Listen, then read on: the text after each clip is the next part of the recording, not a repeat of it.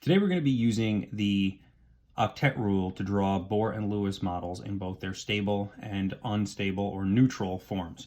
All right, so this left side of this worksheet is going to be the neutral version. So this is what you get off the periodic table. And then I put this thick line here to show you that the left side and the right side are separate. And then the right side, we are going to do the stable versions. In other words, what they do when they satisfy their octet rule. So you are going to want your periodic table out for this because you're going to need to draw a Bohr and Lewis model. So I'm going to start with putting in some of this information. So neutral carbon, or we say the atom of carbon, would have a charge of 0. I'm not going to write it in because I don't want to confuse people, but its atomic number and mass number are 12 and 6. So that means it's going to have, if I draw the nucleus, it's going to have 6 protons and 6 neutrons.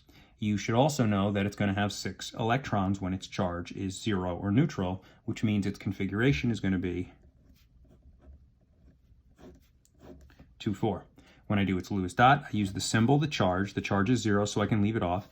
And the valence electron number tells me how many dots it gets. When I put my dots in, I go 1 at the top, then the side, then the bottom, then the other side. And if I had to loop around again, I would. So that's 4 valence electrons. This is what it looks like when it's neutral. When it's stable, what does it do? The question is, what does it do to satisfy the octet rule? So first thing, the nucleus has no part in this, so I can just redraw the nucleus, no big deal. It's all about the electrons. So when this becomes stable, it gains 4 valence electrons. It's going to have a -4 charge when I do its Lewis symbol, or its Lewis dot diagram, and now it's going to have 8 valence electrons. So 1 on the top, 1 on the side, 1 on the bottom, then I do the other side, then I double up as I go around again. And it looks like that. And then the question is element that it looks like, or noble gas that it looks like. And that's not saying that it is this noble gas. It's just saying what noble gas has a configuration of 2, 8, naturally. So if you go to the periodic table, it's really simple. If I'm here, and this is carbon, and I gained 4 valence electrons, then I'm going to look like 1, 2, 3, 4 to the right, neon. If it lost electrons, you would just go, how many electrons backwards, in the backwards direction.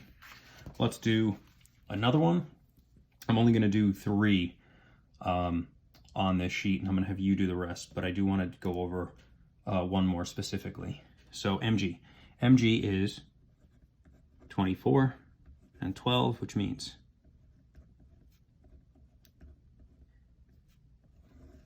12p, 12n.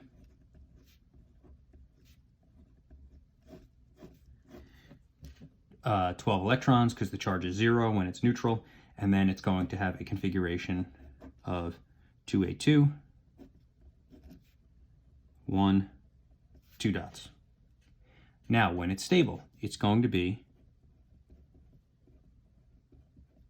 nucleus doesn't change, but its configuration is going to become 2, 8, because again, it ends in 2. And it's going to be easier to lose 2 than it is to gain 6, so it goes down to 8 rather than up to 8. And again, you should remember the rule is 4. If the last number is a 4, you're going to gain to get to 8. If the last number is a 3 or less, you're going to lose to get to 8. Now, so your new configuration is 2, 8. Here's where everyone makes mistakes. For the Lewis dot, +2 is my charge. Now, this is the stable version. And the number of dots I put in are no dots. That's what throws people off. And the reason you don't put in any dots is because of what happened. If you look, the third orbital, which was the valence orbital, so orbital 1, orbital 2, orbital 3, the valence electrons were in the third orbital. There was 2 of them. Now the third orbital is not even written because it doesn't have any electrons. If I did write it in, it would be 0e and then an orbital, but we don't do that.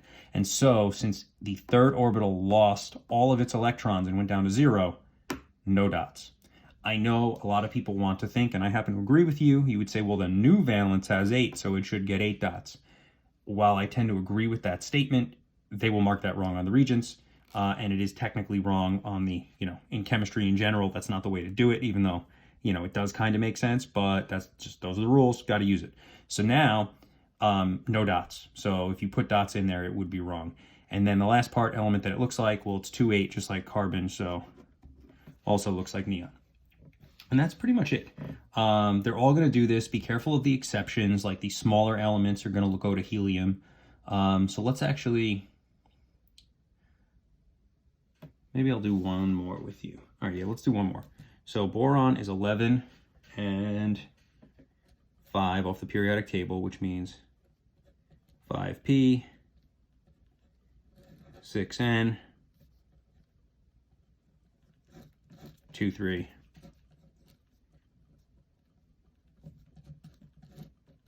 Three dots, right? So that's neutral boron. When it becomes stable, it's one of the ones that goes down to just 2 because it has 3 or less, so it's going to give them away. So that means its Bohr model is going to be, or its Lewis model is going to be +3 with no dots, the same way magnesium went to no dots. And again, it's the same reason. Second orbital had 3 valence electrons. The second orbital now has nothing in it, so no dots. And then the element that it looks like is helium, and that's why it does this weird thing where it doesn't have 8 valence electrons. So the pattern you're going to see with these stable elements is that they're either going to go up to 8 and therefore get 8 dots, or down to 8 or 2 for the exceptions and get no dots. So the ones that gain valence electrons tend to have 8 when they're stable, and the ones that lose valence electrons tend to just have none when they're stable.